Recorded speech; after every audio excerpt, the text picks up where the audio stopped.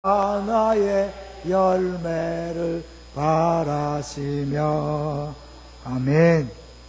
한 주간 동안 있었던 감사한 내용을 오늘 나누겠습니다. 아시는 분은 아시겠지만 지난주 2부 예배 때 우리 전 집사님이 대표 기도까지 잘 마치시고 갑자기 뛰어나가셔서 무슨 일인가 했는데요, 이 가슴에 통증을 느끼고 갑자기 뛰어나가셔서 고대병원을 가셨습니다. 평상시에 고혈압도 없었고 심장질환도 없었는데 며칠 전부터 목이 좀 뻣뻣한 그 증세만 있었다 그래요. 근데 대표기도 끝나고 나서 너무 고통스러워서 병원을 갔는데 이제 막힌 거죠. 그래서 이미 괴사가 조금씩 이루어지고 있어서 수술이 아닌 시술을 통해서 그 혈관을 뚫고 건강하게 퇴원하셨습니다. 많이 기도해 주셔서 감사하고요. 저는 이 일을 지내면서 그런 생각을 했어요. 여기 이렇게 건강하게 앉아있는 게 보통 일이 아니구나. 너무 감사하다. 그런 생각을 해보시면서 우리도 언제 그런 일을 만날 수 있겠다. 언제든지. 왜냐하면 그분 건강했거든요.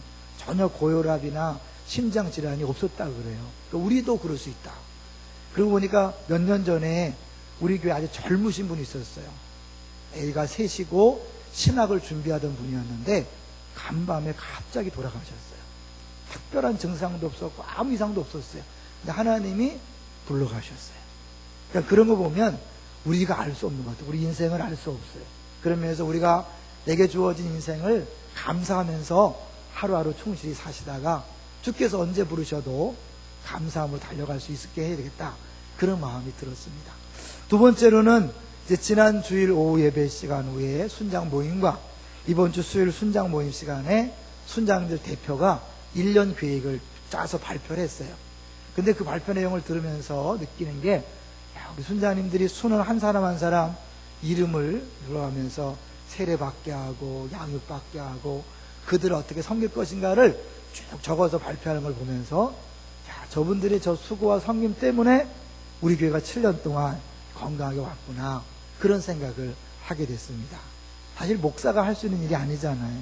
여러분, 기도 제목을 잘 아는 것도 아니고 같이 밥을 먹을 수 있는 것도 아니고 상담할 수 있는 것도 아니고, 여러분을 직접 대해서 돌봐줄 분들은 순장님들이 든든히 섰기 때문에 여기까지 왔다는 생각이 들면서 다시 한번 큰 감사의 마음이 있었습니다. 그리고 금토에 1박 2일 동안 어딜 갔다 오면서 이야기를 듣는데 순장님들이 너무 힘들대요. 막 죽도록 힘들게 봉사한다는 이야기 들었어요. 순장님들 많이 힘든 가운데 애를 쓰고 섬기고 있습니다. 우리 순원들 좀 알아주시고 위로하시고 격려해 주시고, 좀 마음에 안 들어도 박수 보내시고 서로 도와줬으면 좋겠어요. 서로가 서로를 섬겨주고 도와주는 가운데 아름다운 공동체가 세워질 줄로 믿습니다. 수고한 순장님들 감사하고요. 순장들을 좀 잘 도와달라는 부탁의 말씀도 겸하여 드립니다. 세 번째는 개인적으로 우리 아들이 정규육아를 나와서 감사했어요. 더 감사한 거는 아이가 휴가 나오기 며칠 전에 엄지발가락이 찢어져서 12바늘을 꼬맸대요. 그래갖고 이제 꼼짝없이 있었는데 휴가 당일날 이제 배가 뜬다 그래서 애가 한 번도 신발을 못 신은 거를 용감하게 신고, 눈이 많이 와서, 울릉도에 많이 와서 본대까지 가서 휴가 신고하고 거기서 또 한국까지 걸어서 그렇게 아픈 다리로 그렇게 가서 왔다고 이야기를 하더라고요. 안 아팠냐니까 안 아팠대요. 그러니까 휴가 나올 마음에 아마 안 아팠던 것 같아요. 부모로서 얼굴 보니까 너무 고맙고 감사한데 짠하더라고요. 그걸 보면서 느꼈어요. 사람이 마음만 먹으면 못할 게 없구나. 그 전날까지 신발도 못 신었는데 신발을 신고 그 많은 거리를 걸었다는 걸 보면서 참 그렇다. 큰손 맑은 손 수요일에 할 제목이 안 하는 것인가 못하는 것인가, 이스라엘 백성이 가나안 땅을 완전히 정복 못한 것인가 안 한 것인가, 그런 제목이 있었어요. 할 마음만 있으면 하는데 할 마음이 없어서 못하는 것 같아요. 오늘부터 이제 우리가 3주에 걸쳐서 아주 중요한 이야기를 나누려고 합니다. 일명 차이 시리즈를 나눌 텐데요, 그 예수님의 마음과 우리의 마음, 예수님의 생각과 우리의 생각, 예수님의 시각과 우리의 시각이 어떻게 차이가 있는가를 살펴보면서 우리를 점검하고 다시 한번 예수님처럼 살기로 다짐하고 결단하는 그런 기회가 되었으면 좋겠습니다. 오늘 제목은요, 먼저 관심의 차이입니다. 공자가 이런 말을 했죠. 군자는 의에 민감하고 소인은 이에 민감하다. 오를 이자. 군자는 오를 이자, 의에 민감하고 소인은 자기 이익에 민감하다. 저는 이 문장 중에 다른 것보다 민감이란 단어에 한번 관심을 가졌으면 좋겠어요. 여러분, 뭐에 민감하십니까? 내가 어디에 민감하다는 것은 내 세계관을 얘기하는 것이고 내 관심을 이야기하는 것입니다. 그래서 내 관심이 어디냐에 따라서 내가 누구인가를 보여주고 증거하는 거죠. 내가 아무리 아니라 그래도 내가 보는 것, 내가 듣는 것, 내가 느끼는 것에서 나의 관심을 발견할 수 있습니다. 여러분, 안 보이던 게 보인 적 있습니까? 저는요, 우리 딸이 몇 년 전에 어렸을 때 토끼를 키운다고 갖고 왔어요. 토끼를. 근데 토끼를 키우다 갖고 오니까요, 제 눈에 토끼풀이 보이더라고요. 왜 아세요? 우리 딸이 토끼를 키우니까 토끼뿔이 안 보이다 보이는 거예요. 평상시 때는 그냥 무심코 지나가던 것들이 왜 보일까요? 관심이 있기 때문에 그런 거예요. 여러분이 무엇에 민감합니까? 특히 사람들의 반응에 민감하다면 여러분은 사람에 관심이 있는 것입니다. 물질에 민감하다면 물질에 관심이 있는 것입니다. 사람들의 칭찬과 인정에 관심이 있다면, 그거에 민감하다면 그것에 관심이 있는 것입니다. 아니라고 부인해도 소용없습니다. 여러분 마음을 흔들고 여러분 눈에 들어오고 귀에 들리는 것, 그것이 여러분의 관심 분야이고 그것에 관심이 있다는 것은 지금 현재의 영적 상태를 얘기하는 것이고 여러분이 어떠한 사람인가를 보여주는 것입니다.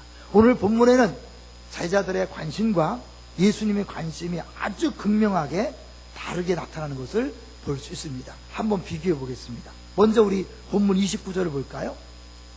28절에 예수의 소문이 온 갈릴리 사방에 이제 퍼졌습니다. 그리고 예수님이 29절에 같이 읽어보죠. 시작. 회당에서 나와 곧 야고보와 요한과 함께 시몬과 안드레의 집에 들어가시니, 여기 보니까 이 시몬과 안드레 형제라기 때문에 같은 집이라고 얘기하는 거 알겠죠? 30절 시작. 시몬의 장모가 열병으로 누워있는지라 사람들이 곧 그 여자에 대하여 예수께 여짜온대. 시몬의 장모라고 그랬으니까 시몬은 분명히 결혼한 사람이에요. 12제자 중에 다른 제자들은 결혼했는지 안 했는지 알 수 없지만 분명한 것은 이 베드로는 결혼했고 결혼한 몸으로 예수님을 따라갔다는 것을 알 수 있죠. 근데 그 장모가 열병으로 누워있어요. 그래서 31절에 예수님이 고쳐주십니다. 31절 시작. 나아가사 그 손을 잡아 일으키시니 열병이 떠나고 여자가 그들에게 수종든지라. 능력이 있으시기 때문에 한번 손만 대면 낫는 거예요. 그리고 지금 예수님을 섬기는 것을 볼 수 있습니다. 이제 그 다음에 32절이 재밌어요. 같이 읽어볼까요? 시작. 저물어 헤매실 때에 모든 병자와 귀신 들린 자를 예수께 데려오니. 이미 예수님이 베드로 집에 왔다는 사실을 알고 있어요. 근데 그들이 저물어 해질 때에 데리고 왔다 그랬어요. 아침에 데리고 오는 건 이해가 되는데 왜 저물어 해질 때 데리고 왔을까요? 그거는 유대인들은 하루의 날짜를 어떻게 하냐면 해질 때부터 그 다음날 해질 때까지가 하루예요. 그러니까 결국 예수님이 베드로의 집에 가서 그 장모를 고치신 것은 무슨 요일일까요? 오늘날 말하면 토요일이고 그 당시에 안식일이었어요. 안식일날 예수님은 베드로의 장모를 고쳤는데 안식일이기 때문에 사람들이 움직이지 못했고 안식일이 끝나는 시점인 그 저물어 해질 때에 모든 병자를 다 데리고 온 거죠. 그래서요 33절에 보면 온 동네가 다 모였다는 거예요. 그러니까 동네가 다 모여들 정도로 어마어마한 거죠. 그런데 예수님은요 그 모든 사람을 다 고치지 않고 많은 사람을 고쳤다는 표현을 씁니다. 34절 읽어볼까요? 시작. 예수께서 각종 병이 든 많은 사람을 고치시며 많은 귀신을 내쫓으시되 귀신이 자기를 알므로 그 말하는 것을 허락하지 아니하시니라. 모든 사람이 왔다 그러면 모든 사람을 고쳤다고 써야 되는데 예수님 모든 사람을 다 고친 게 아니에요. 왜냐하면 병을 고치고 귀신을 쫓아내는 것이 주된 사역이 아니기 때문에 그래요. 진짜 주된 사역은 뭐였죠? 복음을 전하는 것이고 그들을 구원받게 하는 것이고 병 고치고 귀신 쫓아내는 건 보조 사역이었어요. 그렇기 때문에 다 고치진 않았다는 걸 기억하시고 우리 중에 내가 열심히 기도했는데, 주님 앞에 간절히 기도했는데 왜 빨리 병이 안 낫는가? 라고 너무 의심하고 그것 때문에 또 실망하지 마시기 바랍니다. 자, 이렇게 이제 많은 사람을 고치시고 바쁘게 일정을 소화하신 다음에 예수님께서 피곤한 중에도 새벽 기도를 가십니다. 35절 볼까요? 시작. 새벽 아직도 밝기 전에 예수께서 일어나 나가 한적한 곳으로 가사 거기서 기도하시더니, 이것도 굉장한 주제지만 오늘 이거 초점이 아니기 때문에 잠깐 짚고 넘어갑니다. 그렇게 바쁘고 힘든 중에서도 예수님은 하나님과의 교제를 빼뜨릴 수 없었어요. 그것이 없이는 사역할 수 없었기 때문에 그분은 새벽 한적한 곳에 가셔서 기도하셨어요. 그런데 제자들이 따라갑니다. 볼까요? 36절 시작.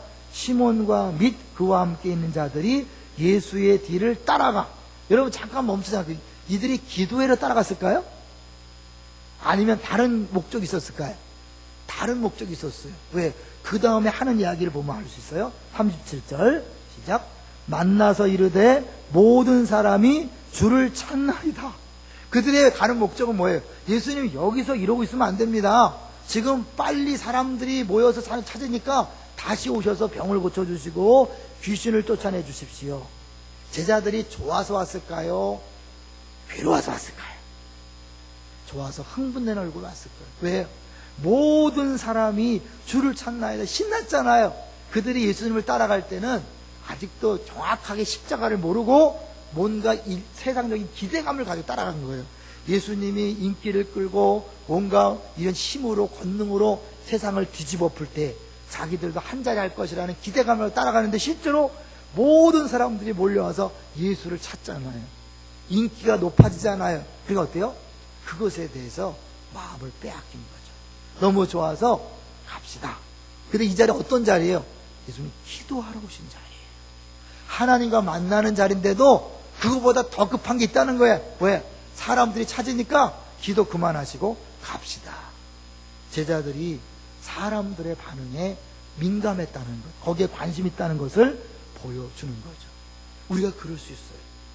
예수를 따라다니는 제자가 그랬던 것처럼 우리가 신앙생활 하면서 우리도 모르게 주님에게 집중하기보다는 사람들의 반응과 사람들의 인정과 칭찬과 환호에 관심을 가질 수가 있는 거죠. 왜요? 세상은 그러니까요. 세상은 인기가 전체잖아요. 사람들의 평가가 전부잖아요. 왜 명품을 사죠? 명품을 들고 다녀야 남들이 볼 때 우와. 그래서 그걸로 자기 존재 가치를 높이고 싶은 거잖아요. 좋은 차와 좋은 집이 물론 필요해 사는 사람도 있지만 남들의 시선 때문에 하잖아요. 왜? 그게 세상이에요. 세상은 누가 크냐, 누가 더 멋있냐, 누가 더 잘 사냐, 누가 더 훌륭하냐, 이런 싸움을 하기 때문에 사람들의 평가와 인정이 너무나 중요한 거예요. 그런데 우리는 다릅니다. 믿습니까? 근데 제자들은 여전히 거기 있었어요. 이거에서 자유하셔야 돼요. 그렇지 못하면 아직 신앙생활을 제대로 못하고 교회가 교회답지 못할 수 있어요. 성도들이 원하는 대로 교회가 가야 될까요? 주님이 원하시는 대로 교회 가야 될까요? 어떻게 가야 되죠? 주님이 원하시는 대로 가야죠. 이거 다 동의하시죠? 이거에 반대할 사람 없을 거예요. 그런데 이게 나에게 직접적으로 와닿는 문제가 되면 그때부터 달라지는 거예요. 내가 싫기 때문에, 내가 힘들기 때문에, 내가 어렵기 때문에 그것은 안 하고 싶습니다. 안 해야 됩니다. 왜? 사람들이 다 그렇게 말하고 그렇게 원하기 때문입니다. 오라에 글라요? 글르죠. 이스라엘 백성이 가나안 땅에 들어가기 전에 하나님이 12명을 뽑아서 정탐꾼으로 보냅니다. 이미 애굽에서 나왔을 때는 이 그 큰 능력으로 가나안 땅에 들어가게 하시는 것이 하나님 목적이기 때문에 그들은 얼마나 들어갈 수 있는 거예요. 그런데 12명이 다 40일 동안 보고 와서 보고하는데 10대 2로 의견이 갈라집니다. 10명은 너무 좋은 땅이지만 거기 사는 사람들이 너무 키가 크고 거인이라서 우리 메뚜기 같아서 못 들어갑니다. 단 2사람 여호수아 갈렙만 밥이다 갑시다 하나님 함께 하시면 얼마든지 가능합니다 이렇게 하는 거예요. 10대 2예요. 세상 기준으로 보면 10명의 사람의 말을 들어줘야 합니다. 그래서 모든 회중들이 10명의 말을 듣고 난리가 났습니다. 우리를 죽게 하려고 여기에 끌고 왔느냐? 믿음으로 가면 되는데 10명이 반대 의견을 낸 거예요. 그래서 결국 그 반대 의견에 못 이겨서 하나님께서 사실은 그들을 못 들어가게 하고 40년 동안 방황하면서 못 들어간다 말하는 사람을 다 죽입니다. 40년 동안 다 죽은 다음에 그 다음 세대가 일어나서 가나안 땅에 들어갑니다. 이것 때문에 이제 일부에서 그래요. 교회는 민주주의 하면 안 된다. 왜? 봐라. 10대 1로 다수결 갔다가는 100% 망한다. 그래서 사실은 민주주의 하면 안 된다 이런 얘기를 해요. 근데 또 그렇게 극단으로 가면 안 되겠죠. 교회에서는 리더들이 해야 될 자세가 있습니다. 잘 들어주십시오. 여론을 경청을 해야 돼요. 여론을 경청하지만 여론에 의해 흔들리지는 말아야 합니다. 이게 리더의 자세예요. 동의하시죠? 왜요? 이 여론이 많지만 이것이 하나님이 원하시는 것인가 원하지 않는가를 늘 신경을 쓰고 하나님의 기준을 맞춰야지, 사람들의 기준을 맞추면 교회는 100% 세상과 똑같이 갈 수밖에 없습니다. 동의하시죠? 이게 어려워요. 이론은 쉬운데 나에게 실제적으로 부딪혀버리면 어려운 거예요. 그래서 사람들이 이론은 알지만 실제가 안 되는 거예요. 근데 그건 실제가 이론이 아니라 내 안에 무엇이 들어있는가를 보여주는 거예요. 아까 얘기했죠? 내가 무엇에 관심이 있는가. 그건 내 믿음을 얘기하는 것이고 내 세계관을 얘기하는 것이에요. 내가 사람의 말에 귀를 기울인다는 건 뭐예요? 나는 사람들의 인정과 칭찬이 더 중요하다고 느끼는 거예요. 주님이 무엇을 원하든 상관없이 사람들이 뭘 말하는가, 이게 더 신경 쓰이면 여러분 그때부터 자유하지 못하고 종된 인생을 살아가는 거예요. 왜? 늘 뭐라고 말했나, 사람들이 어떻게 평가하나, 이것 때문에 절절 매는 거예요. 제가 인터넷에서 다니엘 김이라는 분 아주 설교를 잘하더라고요.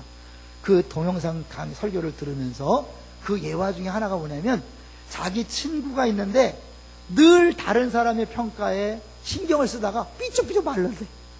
뭐라고 나면 와서 뭐라고 말한대, 나한테 뭐라고 평가한대. 이게 늘 관심사래요. 이 사람이 살이 안 찐대. 뭐 살 안 찐 다 그런 건 아니죠, 그죠? 근데 그 사람은 그것 때문에 살이 안 찐다는 거예요. 왜?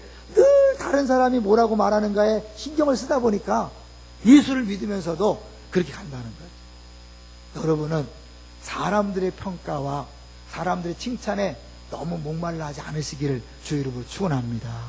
그래야 주님 뜻대로 살아갈 수 있어요. 근데 이거는요, 굉장히 민감한 부분이기 때문에 스스로 속을 수 있다는 사실을 기억하셔야 돼요.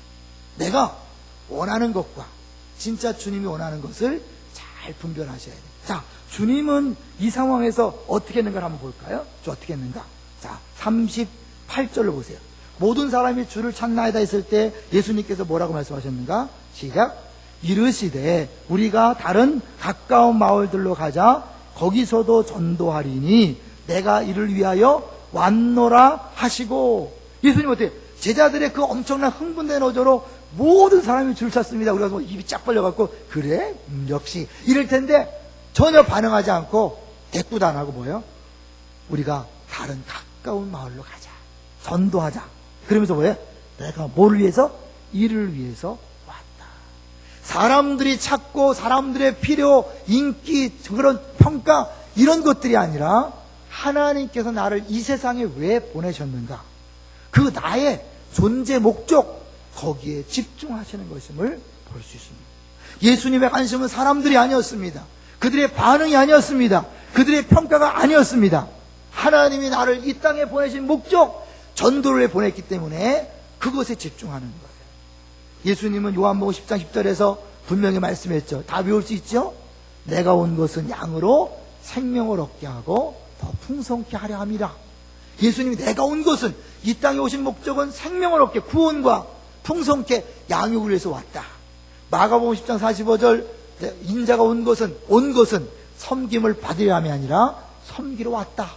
자기 목숨을 대성물로 주려 함이니라. 이렇게 해서 인자가 온 것은, 내가 온 것은 다 예수님 이 땅에 오신 목적을 얘기하는 거죠. 자, 그럼 우리가 이제 직접 눈으로 찾아보겠습니다.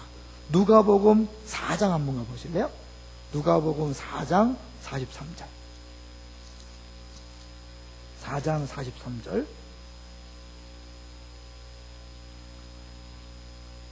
같이 읽습니다. 시작. 예수께서 이르시되 내가 다른 동네들에서도 하나님의 나라 복음을 전하여 하리니 나는 이 일을 위해 보내심을 받았노라 하시고, 이 일을 위해 보내심 받았다는 거예요. 그 보내심 목적을 얘기하는 거죠. 누가복음 19장 가볼까요? 19장. 같은 누가복음이니까요. 19장 10절. 10절 시작. 인자가 온 것은 잃어버린 자를 찾아 구원하려 함이니라. 예수님의 유일한 존재 목적, 이 땅에 오신 목적은 구원입니다. 믿습니까? 그렇다면 우리의 존재 목적은 뭘까요? 우리의 존재 목적이요? 예수님께서 요한복음 20장 22절 자주 말씀드리지만, 아버지가 나를 보내신 것 같이 나도 너희를 보내노라. 그게 뭐예요? 예수님 이 땅에 오신 목적과 우리가 이 땅에 사는 목적이 같다 다르다? 같다.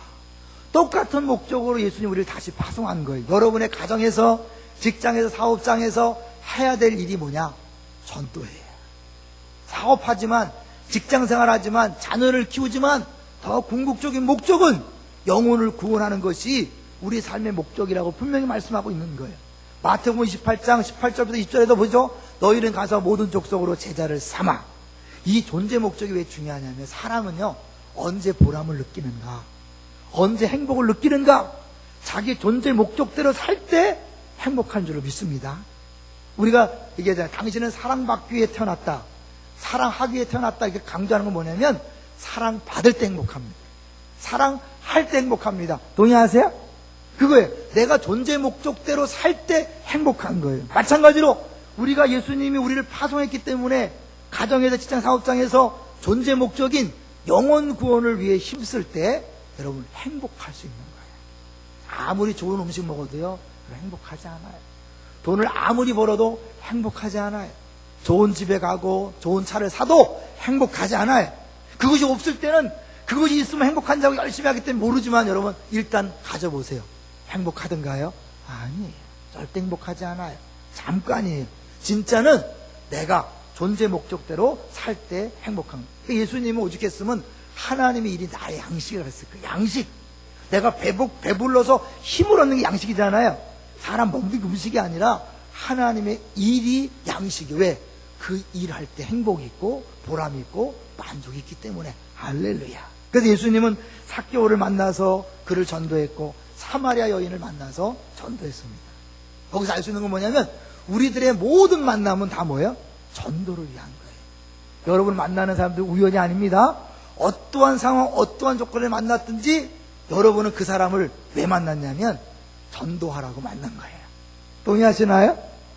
제가 구민일보를 보니까요, 요새 김경래 씨란 분이 역경열배 시리즈로 나와요. 이 사람은 현재 한국기독교 100주년 기념재단 상임이사라고 소개되는데, 언론인이면서 박정희 대통령 당시에 감투를 유일하게 거부한 사람이 이 사람이에요. 감투를 준다 그랬는데, 관직을 준다 그랬는데 싫다 그랬어요. 그래서 청와대로 부르더래요. 가서 이제 왜 안 받느냐 해서 이제 다 얘기를 했더니 박 대통령이 씩 웃으면서 알았다고, 그러면 가보라고. 그래서 이제 문 앞으로 걸어 나가는데 이분 갑자기 마음속에, 성령께서 하셨겠죠, 대통령한테 전도할 마음이 생겼다는 거예요. 그래서 이렇게 말했대요. 각하, 이 세상 사람들은 모두 백을 가지길 원합니다. 그런데 대통령 각하는 가장 높은 분이니 백이 없지 않습니까?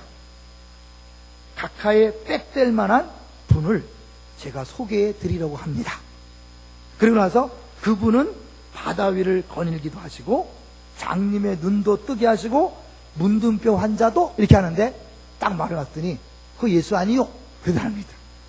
안다는 거죠. 그래서 하는 얘기가, 우리 집에도 성경이 4권쯤 있을 거예요.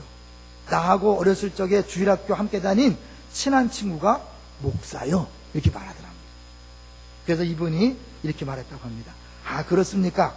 각하께서도 예수님을 백으로 삼으시면 아주 좋으실 것입니다. 그랬더니 빙글에 웃더래요. 물론 예수 안 믿고 죽었죠.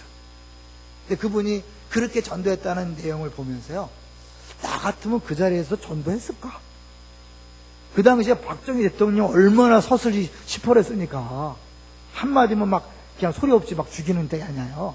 그런데 그 앞에서 전도할 수 있었다.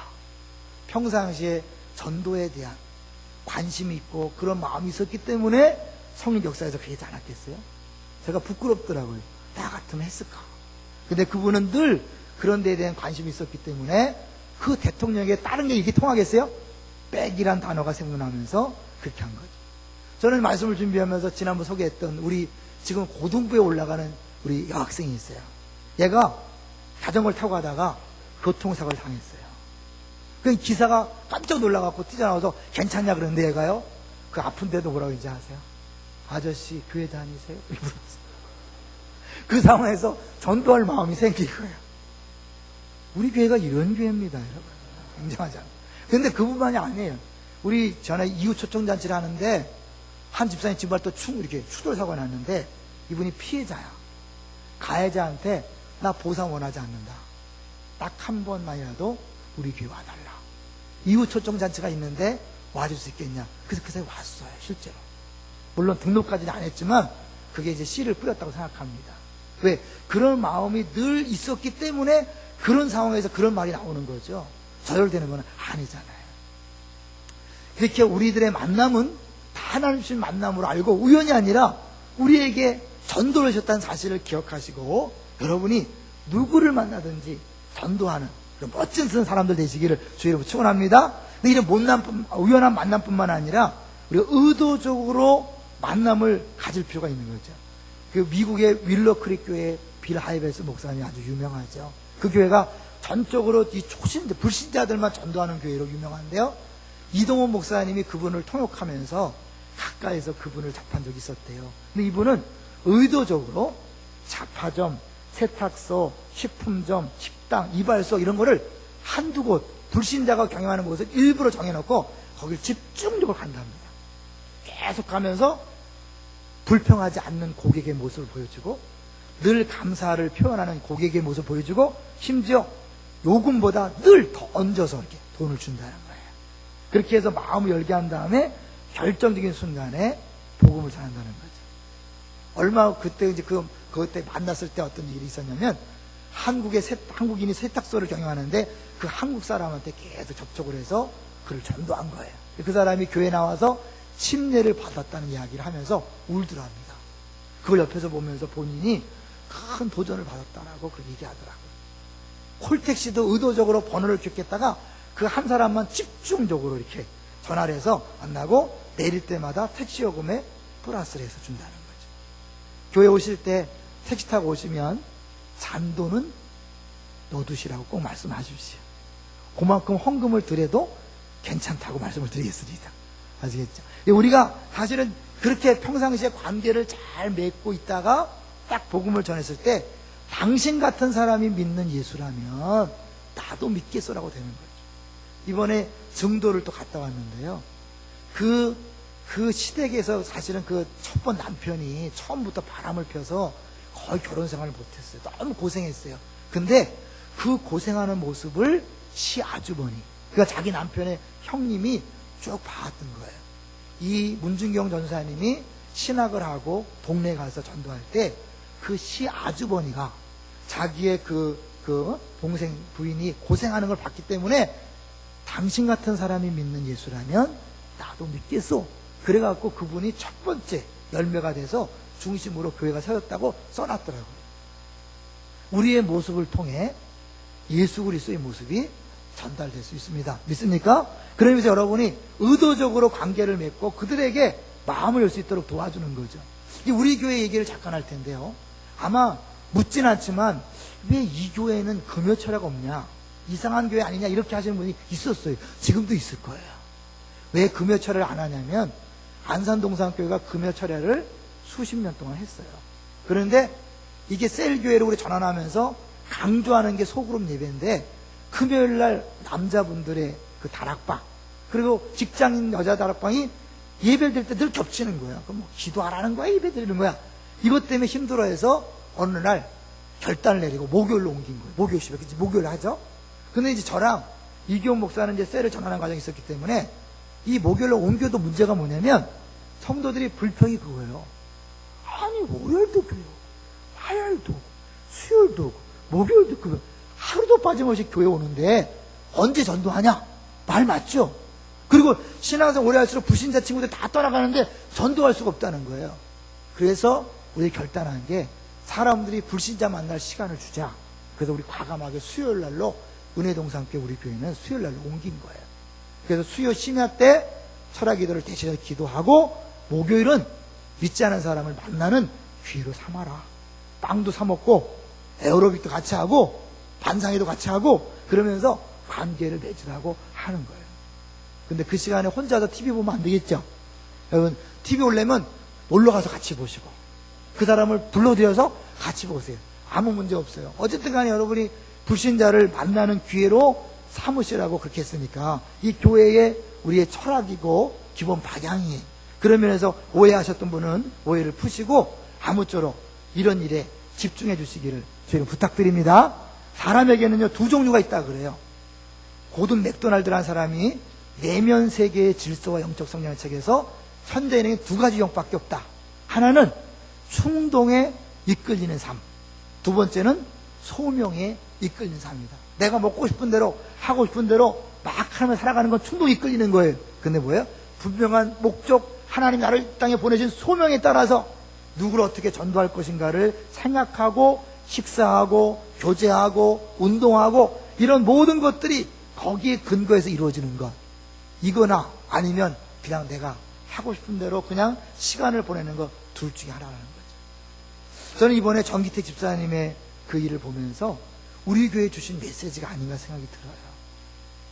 누구도 예외 없이 하나님 부르시면 가야 합니다. 동의하십니까? 전혀 건강에 문제 없었어요. 고혈압 없었어요. 심장질환 없었어요. 가족력에도 없대요. 그런데 갑자기 그런 일이 벌어졌어요. 여러분에게도 그런 날이 오게 될 것입니다. 그럴 때 우리가 과거를 돌이켜보면서 나는 어떠한 삶을 살았는가 돌이켜볼 때 후회가 없으시기를 주의 이름으로 축원합니다.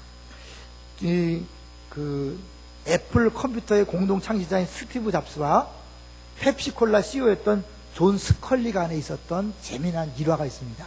이 스티브 잡스가 애플을 만들고 회사가 제대로 이렇게 안 나가니까 어떻게 할까 고민하다가 펩시콜라 CEO로서 펩시콜라를 코카콜라와 거의 대등하게 만들어 놓은 그 CEO가 존 스컬리라는 걸 알게 됐어요. 그래서 스카우트 제의를 한 거예요. 와라, 대우를 파격전 해주겠다. 이 사람이 안 오는 거예요. 왜? 나는 이미 얻을 걸 다 얻었기 때문에 굳이 내가 지금 회사를 옮길 필요 없다. 안 오는 거예요. 좋은 조건을 제시해도 안 오니까 마지막에 이 스티브 잡스가 40살 된 스컬리에게 폭탄 발언을 한 거예요. 이렇게 말했다 그래요. 당신은 설탕물이나 팔면서 나머지 여생을 허비하시겠습니까? 아니면 세상을 바꾸는 일에 자신을 던지겠습니까? 이 사람도 누가 있으니까 그 한마디에 딱 꽂혀갖고 그렇지, 내가 단순히 먹고 사는 문제로 편안하다고 이렇게 허비할 수 없지. 세상을 바꾸는 일에 한번 해봐야지. 그래서 그 말 때문에 그 스티브 잡스와 함께 일하게 됐다는 일화가 있습니다. 여러분, 남은 여생을 어떻게 사시겠습니까? 먹고 사는 문제로 쩔쩔매면서 그냥 그렇게 충동적인 삶을 살다가 끝나시겠습니까? 아니면 정말 세상을 바꾸는 하나님께서 이 땅에 보내신 그 존재 목적에 따라 삶으로 진정한 만족과 행복을 맛보며 사시겠습니까? 마지막으로 한 이화만 말씀드리고 마치려고 합니다. 존 아치볼드라는 사람 이야기를 하면서 말씀을 정리합니다. 이 존 아치볼드는 원래 스탠다드 오일의 말단 직원이었다 그래요. 근데 이 사람 별명은 한 통에 4달러. 별명이 한 통에 4달러야. 왜 그런 별명이 됐냐면 이 사람은 이 호텔에 숙박하면 자기 숙박부에 이름을 쓰고 아침부터 쓰은 다음에 옆에다 반드시 한 통에 4달러 스탠다드 오일 이렇게 쓰는 거야. 남들이 놀렸다는 거지. 야, 숙박부에 그런 문구 쓴다고 무슨 의미 있냐? 사실 그렇게 써도 아무런 일은 없었어요. 그렇게 지나가다가 어느 날 캘리포니아의 한 작은 도시로 출장을 갔는데 너무 늦은 시간이라 피곤하니까 이름만 쓰고 올라간 거예요. 근데 뻗뜩 생각나는 게 내가 안 썼네? 내려와서 다시 직원한테 숙박비를 달라 그러고 다시 그 옆에다가 한 통에 4달러 오일 써놨어요. 근데 그때 마침 쓰는데 옆에 한 신사가 그 행동을 유심히 보고 있었다는 거예요. 묻더랍니다. 왜 그 문구를 적어놓지요? 그때 아치볼드가 말하기를 저희 회사를 조금이라도 많은 사람들에게 알리려는 거지요. 혹시 이 호텔을 찾은 손님 가운데서 갑자기 석유가 필요한 분이 있다면 제 숙박계를 본 종업원들이 스탠다드 오일을 권할 확률이 높지 않겠습니까? 그리고 헤어졌어요. 한 달 뒤에 회장의 호출을 받았어요. 초청을 받은 거예요. 딱 갔는데 회장이 누구지도 모르는 거지. 말단 직원이니까. 딱 갔는데 회장이라고 인사하는데 보니까 한 달 전에 바로 옆에 있던 사람이에요. 그 사람이 바로 록펠러였다는 거죠. 이 시간에 뭐 또 록펠러가 뭐 좋으니 나쁘니 이건 신경 쓰지 마세요. 그 록펠러라는 회장이 한 달 전에 봤기 때문에 그를 부른 거예요. 그러면서 말했다는 거예요. 나는 당신처럼 회사 일에 열정을 가지고 있는 사원을 옆에 두고 일하고 싶소. 지방에 근무하던 사람을 본사로 불러들였고 그리고 나중에 거의 사장 대우로 해주면서 그 스탠다드 오일을 거의 맡기다시피 했다는 일화가 있습니다. 저는 이걸 보면서요, 우리 가운데 남 모르게 전도에 신경 쓰고 애를 쓰시는 분이 있다는 걸 알고 있습니다. 그런데 생각처럼 열매가 나타나지 않아요. 그러니까 자기도 힘들고 옆 사람 눈치도 봐서 그거 하지 말까 하는 마음이 드신 분들이 분명히 있을 거예요. 왜냐하면 얘기를 들어보면 너무나 많은 분들이 구석구석에서 전도하기 위해서 애를 쓰는 걸 볼 수 있습니다. 사람은 몰라주고 눈에 보이는 열매는 없어도 누구나 아십니까? 주님은 아십니다. 사람도 우연한 기회에 봤을 때 감동했다면 모든 것을 다 보고 계시는 우리 주님이 여러분의 수고와 섬김을 모를 리가 없습니다. 믿습니까? 다 아시고 이 록펠러는 본사로 불러주는 것밖에 못했지만 하나님은 분명히 말씀합니다. 적은 일에 충성된 자에게 큰 것을 맡긴다. 하늘나라의 기본 원리입니다. 내가 애써서 노력해서 뭘 얻으려고 하지 마십시오. 하나님이 주셔야 합니다. 그걸 안다면 하나님이 기뻐하시고 원하신 일에 집중하십시오. 남은 여생 얼마 남지 않은지 아무도 알 수 없습니다. 주 앞에 결산할 날이 있을 때 여러분 후회하는 인생이 아니라 정말 하나님이 인정하시는 내가 너를 안다, 네 수고를 안다, 그리고 우리에 인해서 눈물을 닦아주시는 그 엄청난 복과 은혜를, 그런 기쁨을 맛보게 되시기를 주의 이름으로 축원합니다. 같이 우리 주보를 보시죠.